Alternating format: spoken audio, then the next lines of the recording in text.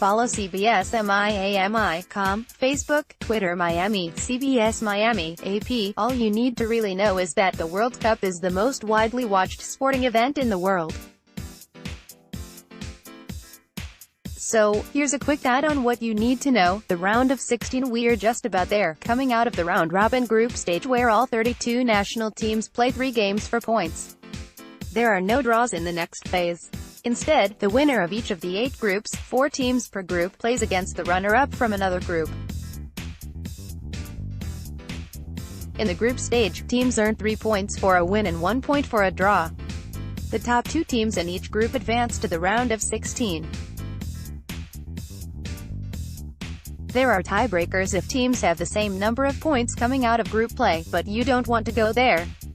It's complicated. Just enjoy the show. Once all 16 in the round of 16 are in place, the competition pivots to single elimination, bracket style, like March Madness.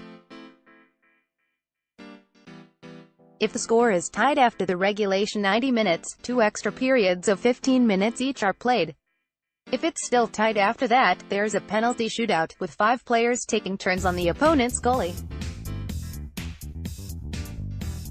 It takes just 1 round to go from 16 to 8 teams, then 4, then 2, until a winner takes home what just might be the most unsightly trophy in professional sports. What is a set piece? In a film or theatrical production, a set piece is a dramatic or elaborate scene. At the World Cup, it's what happens for a variety of reasons, including play begins with the ball at a standstill after a foul or out-of-bounds call. It sounds more elegant than it is, but it can be crucial in terms of scoring. Stoppage time, injuries, substitutions, a well-lobbed vuvuzela that makes it onto the field. Certain things can slow the game's pace, but soccer's running clock never stops. The 90 minutes of regulation play often includes a minute or 2 added per half, along with some at the end, to account for those delays. It usually amounts to no more than 6 minutes per game, but if all heck breaks loose and interrupts play, it can be more. Offside, it seems simple, but no, there are lines on the field.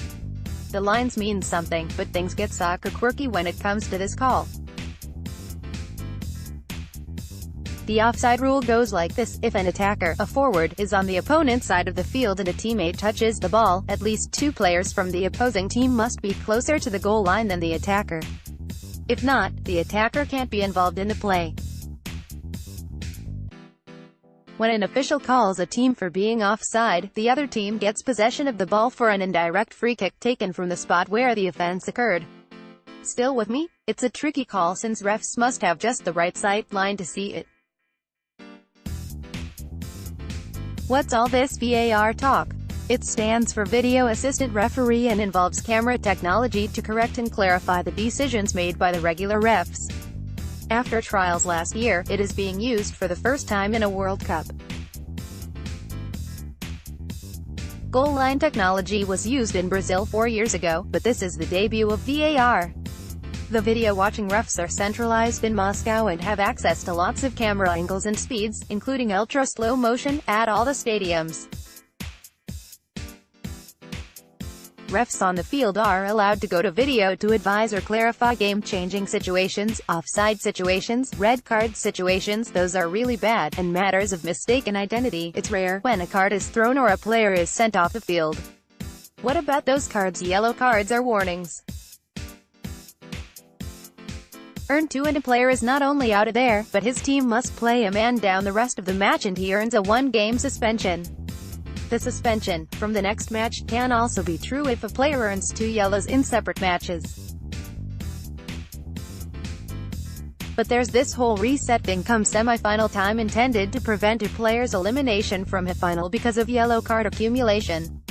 Which isn't to say a player in a semi-final facing a straight red card or 2 yellows couldn't be banned from a final. Be the wall. The much fussed over human walls that emerge in soccer are hard to miss. They occur on fouls outside the fouling team's penalty box but near that team's goal. The other team gets a free kick, a direct shot at the goal. Building a wall is defensive strategy. No. 1. Players arrange themselves shoulder to shoulder to block part of the goal from the kicker's view. It is sometimes feels like forever to get it all organized, but it must be done reasonably quickly. The goalie is in charge of placing his fellow humans between the dead ball and the goal, moving them left or right as he figures all the angles. The ref pipes in if he feels the wall is not the requisite distance from the ball, 10 yards. These days, refs mark out the distance, intended to reduce the baby stepping while participants 1 to 2 inch closer to the ball. Drama kings flopping, diving. There are many ways players over-dramatize a foul or potential foul. Generally, there's a good deal of over-dramatized agony and clutching of body parts. You reach the World Cup as a player and you've got this aspect of the game down to a razor-sharp skill. The theatrics are Oscar-worthy, but some purists aren't amused. Just play the game, they argue. Copyright 2018 CBS Broadcasting Inc. All rights reserved. The Associated Press contributed to this report.